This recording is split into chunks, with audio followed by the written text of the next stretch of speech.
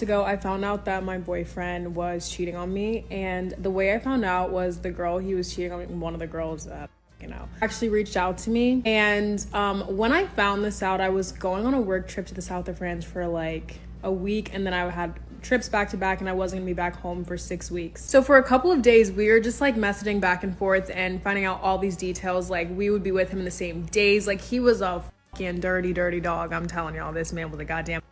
Obviously, this is like jarring to find out, and to actually be speaking to this person, like, it was just really crazy. Of course, on my mind is like, how am I gonna confront this man? Knowing I was not gonna be back home for like 6 weeks, I knew I was not gonna wait that long and be able to just like play it off like nothing happened and just be talking to him normally until I could see him in person. So one day that I'm there, me and him get on the phone and we're just like chatting. I think it's 6 a.m. his time. It would have been like noon for me. We were on our way to the beach or something, like to lunch. We start talking and, you know, just, yeah, what's up, whatever. We had like a trip that we were going on in a couple weeks. We like sort of talked about that a little bit and whatever. How are you? What are you doing? Oh, send me pictures, all that. Then I end up saying like, yeah, well, I just have to ask you something. Do you know a woman named Mackenzie? He's like, what? Like, what are you talking about? I'm like, do you know a girl named Mackenzie?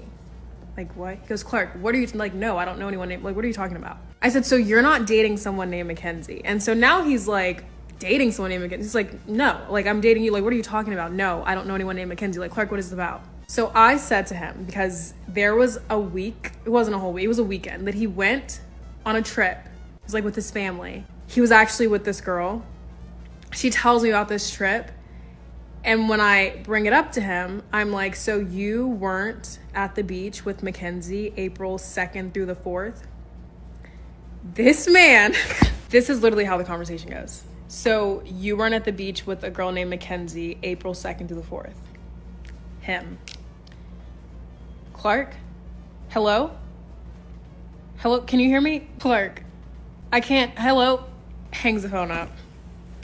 This basically goes, I can't hear what you're saying anymore.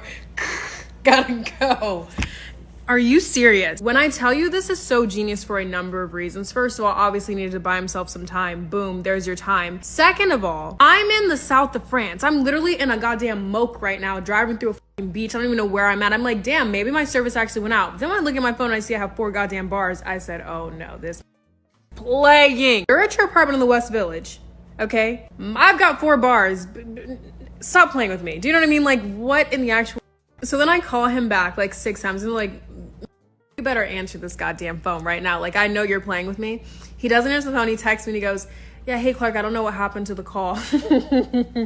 He goes, I don't know what happened to the call. And like, can you text me what you were saying? I didn't understand what you were talking about. Like, can you just text me what you were trying to say? Y'all. The rest of the story is even crazier, but I ended up sending him a picture of her photo dump from Instagram where she had like his arm in it, and sent it to him. And this goes on to, he waits 6 hours before he responds. First of all, he reads it.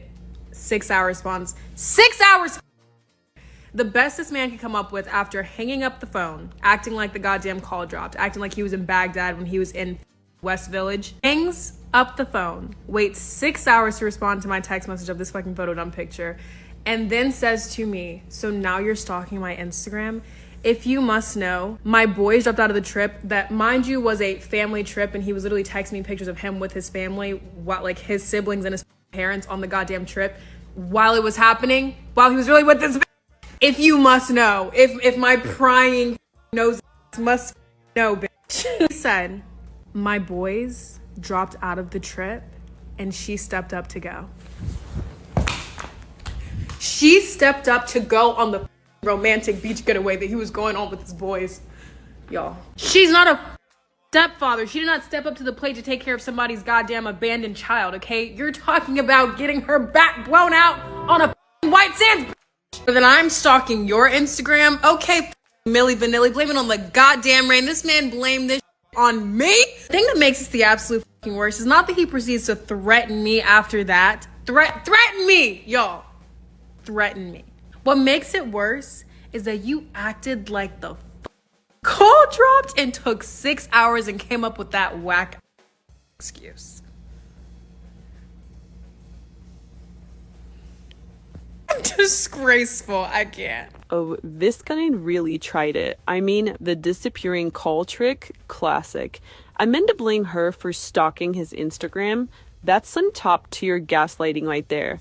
Imagine getting caught red-handed, then having 6 hours to come up with a story and still going with, oh, she stepped up for a boys' trip. Like, no, sir, you just got busted.